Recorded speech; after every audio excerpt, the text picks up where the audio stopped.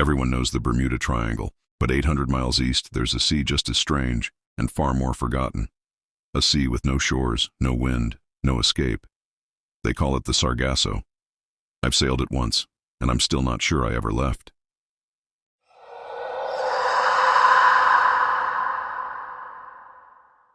Part 1. A sea with no shores. They told me there were places the ocean didn't want you to find. Places that didn't show up on maps, not because they were unknown, but because they were unwelcoming. The Sargasso Sea was one of them.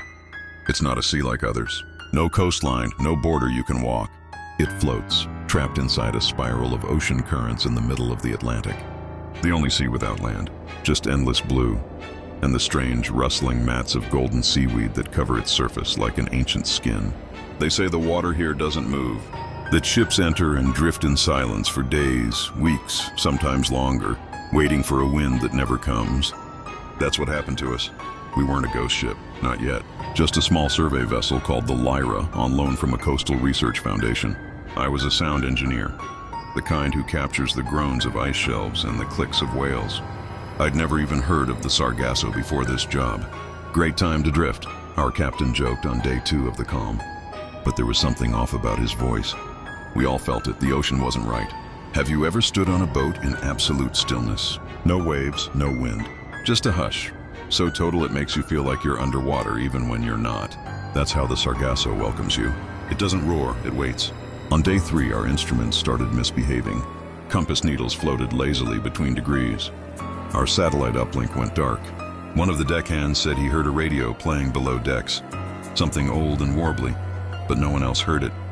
The seaweed was thick by then, long strands of sargassum that bumped against the hull in slow, deliberate waves. They say the floating weed shelters fish, turtles, even baby eels that travel across oceans. But no fish swam near our boat. No birds flew above. It was too quiet.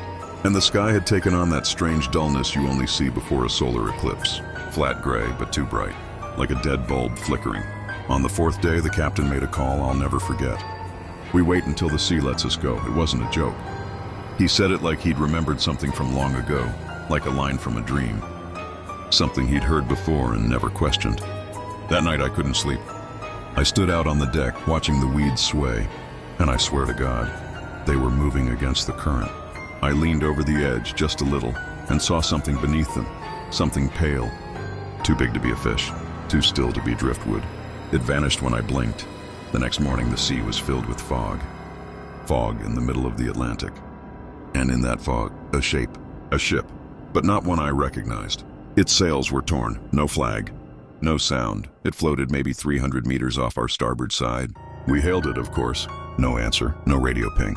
It just drifted past us without a word, the fog trailing behind like a shroud. When I looked again, it was gone. Some people say the Bermuda Triangle is where things vanish, but I think the Sargasso Sea is worse. It's where things linger. The records that don't match, 800 words. There's something that happens when you look into the Sargasso Sea for too long.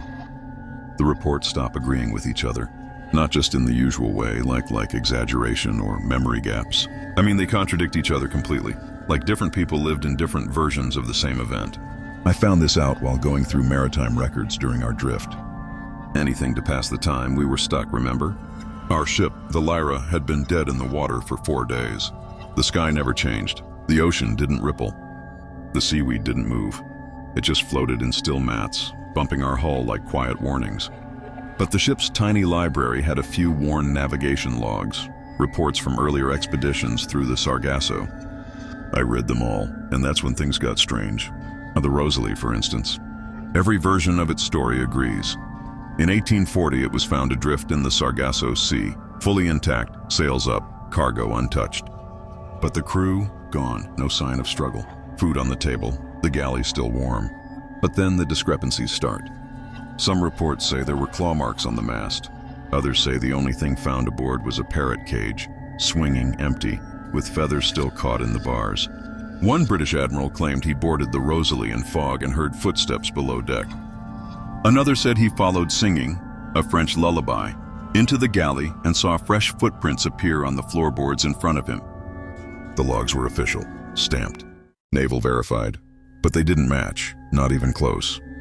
Then there was the HMS Watch, a Royal Navy patrol ship last recorded near Bermuda in 1956, responding to a distress beacon from somewhere within the Sargasso perimeter. They never made it, or they did. I found a classified U.S. naval memo saying the Watch was found a week later, intact, drifting, its radios hissing with a constant message, "Where are we?" But the Royal Navy has no record of this. In their archive, the ship was decommissioned in dry dock in 1955, a full year before the incident. One ship, two endings, and neither side acknowledges the other's version. And then I found the Orion Station log dated 1974, a civilian research craft like ours. They'd been studying sea currents. Nothing paranormal, nothing unusual, until their captain, a man named Renford King, began writing things like, "The water is calm but watching." We passed a schooner with no wake. She moved like she didn't know we were there. We lost a crewman yesterday, but no one can remember who. The final entry was a single word repeated 23 times, "returning." The ship never did. And then came the strangest one of all. Our ship, the Lyra. I was checking old sonar pings on our system and saw our own ID code listed on a ghost list. A sonar tracking log from a NOAA buoy off the Azores showed the Lyra detected in the Sargasso Sea. Date of detection, July 17th, 1983, 42 years ago. Same ship code, same name, same coordinates. Except our Lyra wasn't even built until 2018. I thought it was a typo. I showed it to the captain. He went pale and left the bridge without saying a word. That night I heard the static again, stronger now, and beneath it, a voice, not calling for help, not screaming, just narrating. It was my voice, reading from a journal I hadn't written yet. The thing about the Sargasso is this: it doesn't just trap ships, it traps versions of things, versions of events, of people, of truths. You'll find your ship in the records. You'll find your name in the logs, but not this version of you. Not the one telling this story. It showed up on day 6. We hadn't moved for nearly a week, still locked in the glassy silence of the Sargasso Sea. Fog came and went, but never cleared. Every morning felt like the one before it, and every night ended with dreams of drowning in dry air. The crew had stopped speaking by then, not out of fear, out of detachment, like they were listening for something. I was on deck during the early shift, wiping condensation off the sonar scope when I saw it. Just a flicker at first, a blip on the low-frequency return. No ID, no transponder, but there was definitely something large. I turned the scope and scanned with the binoculars. The fog was thick, rolling in layers, but between the swells of seaweed and static in the air, I saw a shape. A ship, and it drifted across the horizon like a nightmare playing on repeat. Black hull, heavy masts, shredded sails that didn't flap, and seaweed, so much seaweed, tangled around its bow like something trying to pull it back down. It didn't make a wake, didn't ripple the water, just coasted. We tried to hail it on every channel. No response. The captain gave the order to follow. I wasn't sure why. Maybe we were hoping for rescue or just contact. At that point, even a fight would have been comforting. But the moment we turned toward it, it turned too. It matched our heading, then our speed, then our silence. Every time we moved, it moved. Every pause it mimicked. It was like chasing our own reflection through a haunted mirror. The crew began to act strange. One of the engineers claimed he recognized it, said it was the Ebon Crown, a ship that vanished in 1911. He said his grandfather saw it once on a fog-drenched patrol in the Caribbean, and it nearly scrambled his mind. The voice didn't tremble when he said this. It wasn't fear, it was memory. Another crewman said it was her, as if the ship had gender, intention, desire. I heard someone whisper, "She's almost home," and I don't even know who said it. I went below deck to check the radio array again, and the static was louder now, almost rhythmic, like breathing. Then came a knock. Not on a door, not on the hull. A knock from inside the comms cabinet. 3 slow, wet knocks. I didn't open it.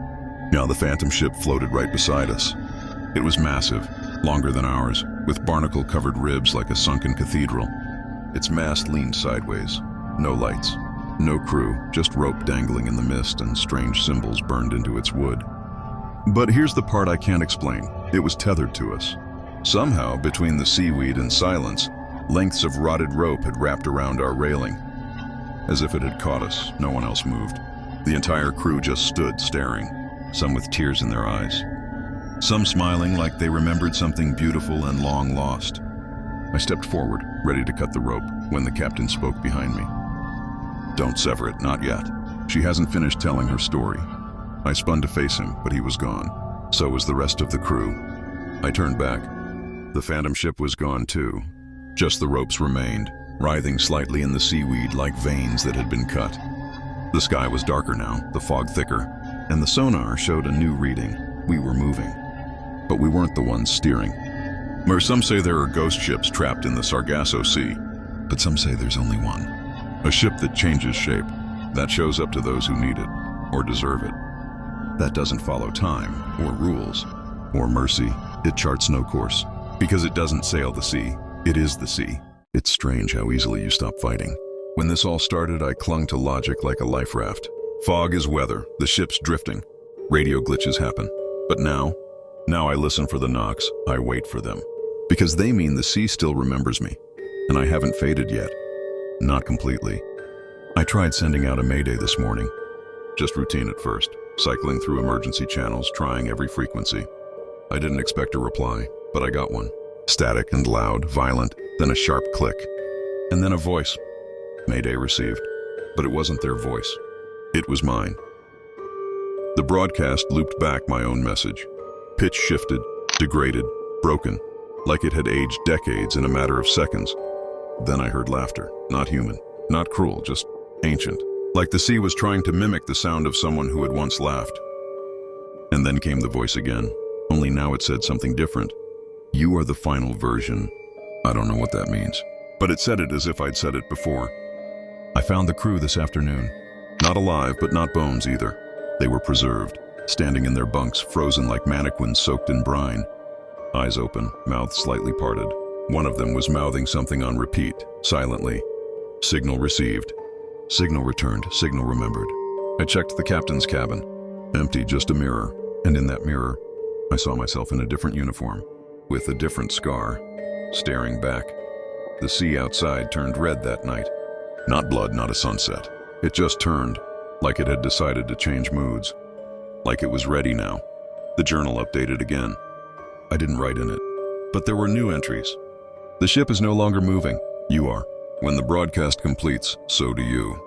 So I'm here, at the comm station, microphone live. And I'm recording this, not as a cry for help. There is no help coming, not from outside. This recording is a warning, and it's not the first time it's been made. You see, the Sargasso doesn't drown its victims. It archives them, every story, every scream, every final thought. If you're hearing this, that means my voice got out. Or worse, it means it's already been playing on a loop for years, and you're just the next one who stumbled into range. I don't know if I'm real anymore. I don't know if this broadcast is live or just a memory echo playing back through the fog. But maybe that's what this place is. Not cursed, not haunted. Just remembered too well. And in the end, that might be the real horror of the Sargasso Sea.